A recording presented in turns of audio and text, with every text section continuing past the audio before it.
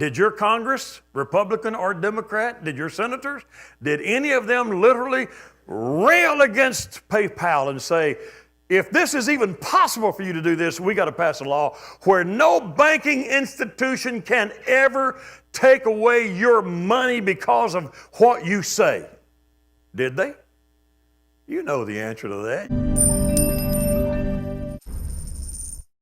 Even read that? I don't guess you can. Now, it says last week. That's not last week. This was last year. But I just clipped it off of a story online. Anybody have a PayPal account of any kind? You use PayPal? A bunch of hands in here. PayPal is very common.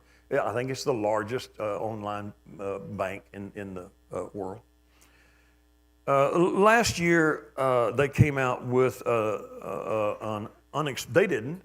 It leaked out and slipped out, and then it went public, and it hit the press, and all of a sudden, we all got notices.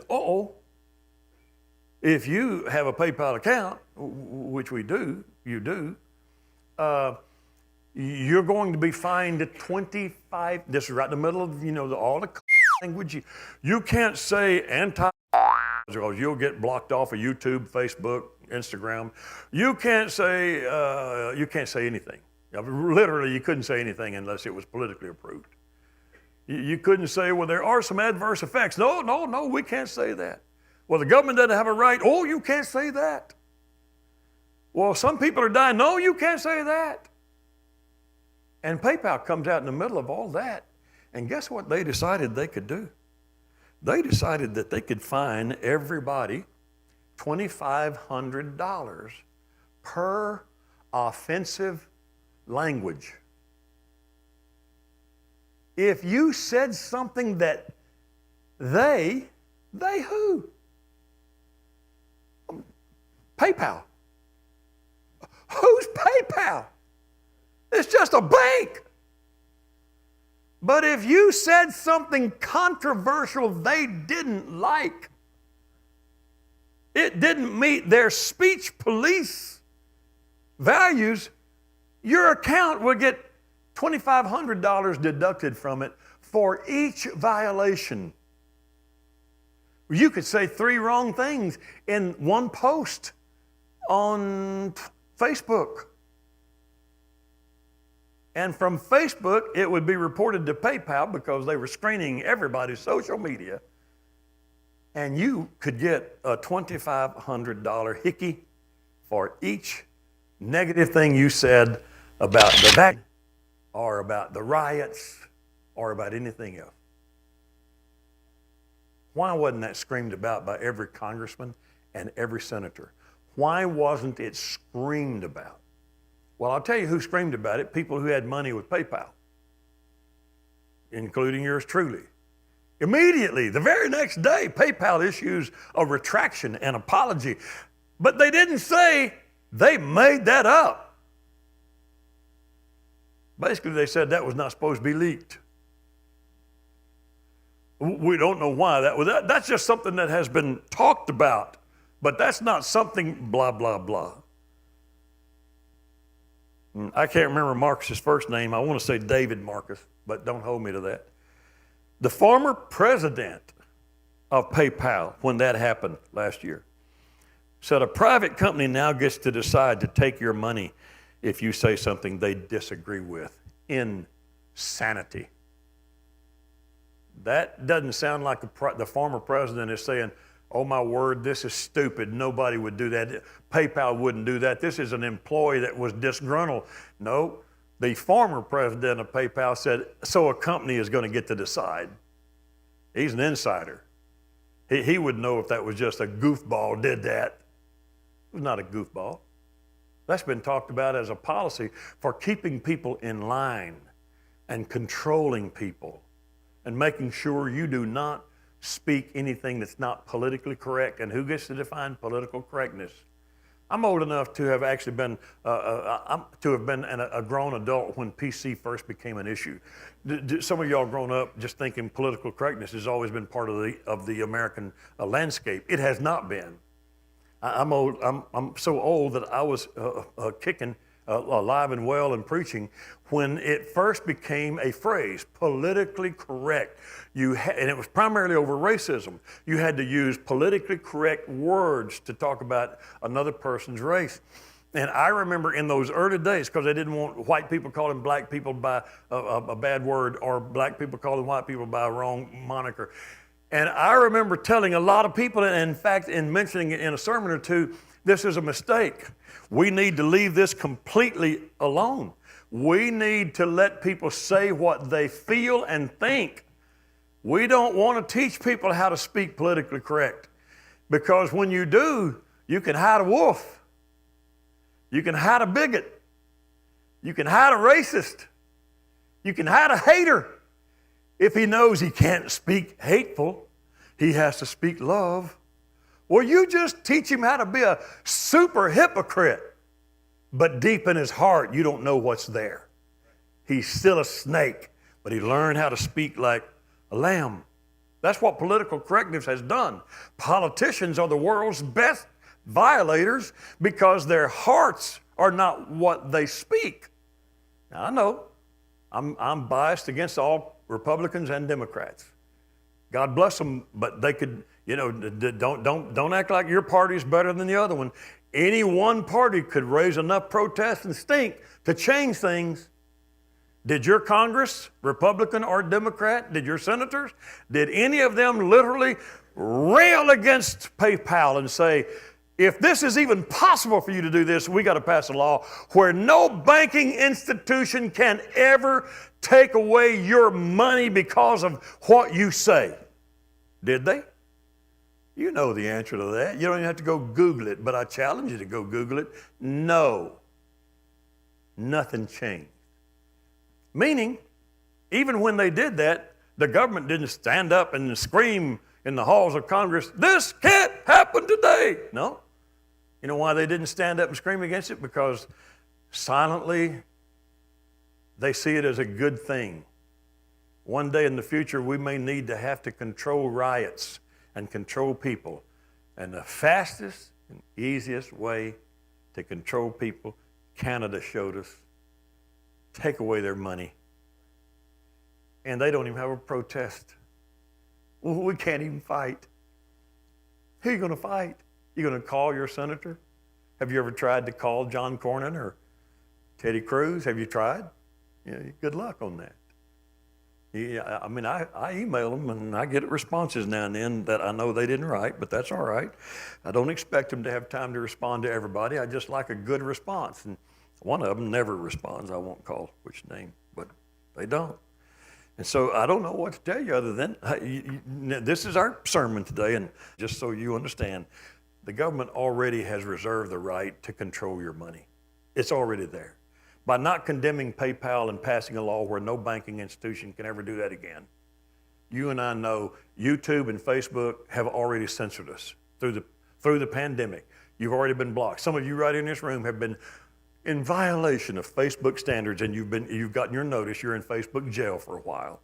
And when when the sufficient days go by, they release and let you back on Facebook where you can post your nonsense again. Who are they?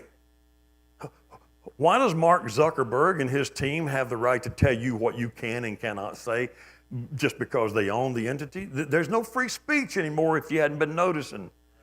And the day is going to come where you're not going to be allowed to speak against anything.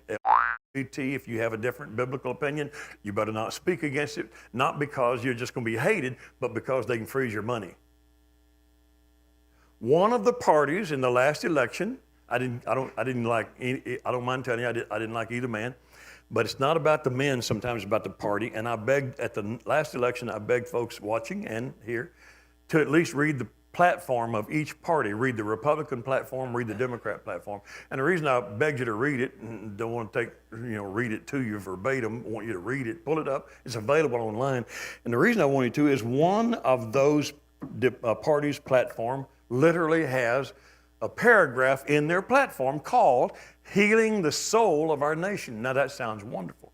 If you're a skim reader, you just read Healing the Soul of Our Nation. Oh, thank goodness, this party wants to heal the soul of our nation.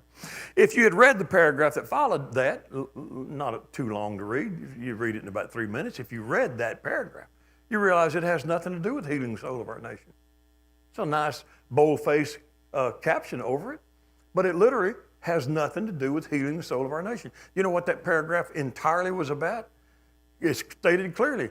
We will punish any entity that does not embrace our ideals of the LGBTQ group of people. So if you dare come out and say, I don't think a transgender man should be able to compete against the girls on the swim team. Let's just not do that. Let the girls who've worked all their life trying to win something in the girls' athlete, let's not let them be forced to compete against a boy who thinks he's a girl.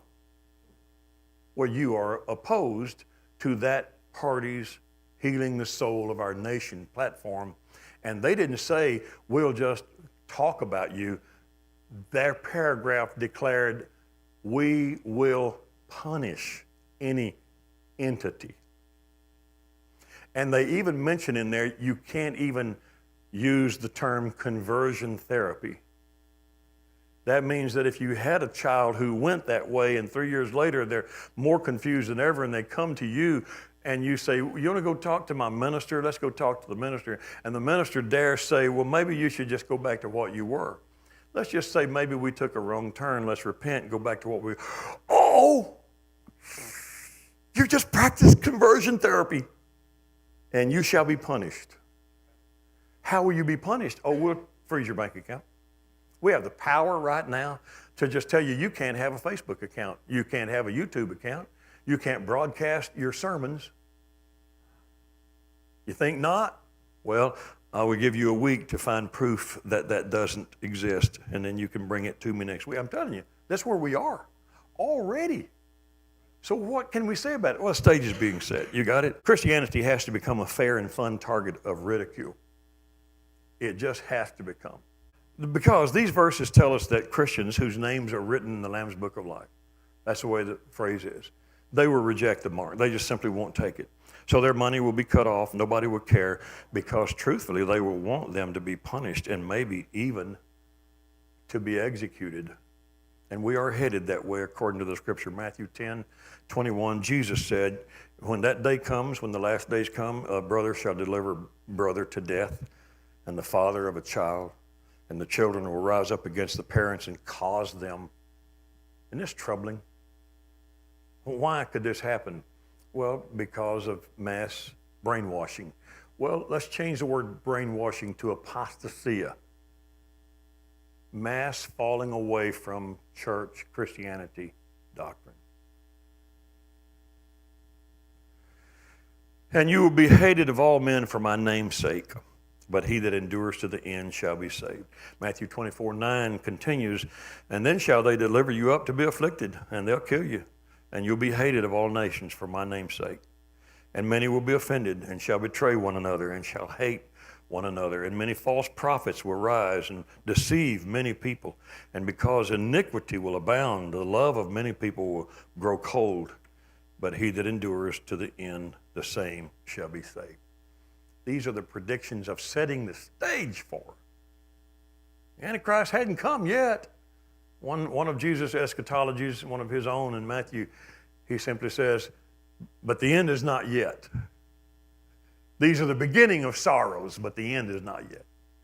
So I close today with our question again, what are we supposed to do when all these things look so mean and evil and all these predictions we do not want to read about? I just want to believe that Jesus is just going to come down and rescue us and take us all out of here, and we're never going to see anything bad happen in the world.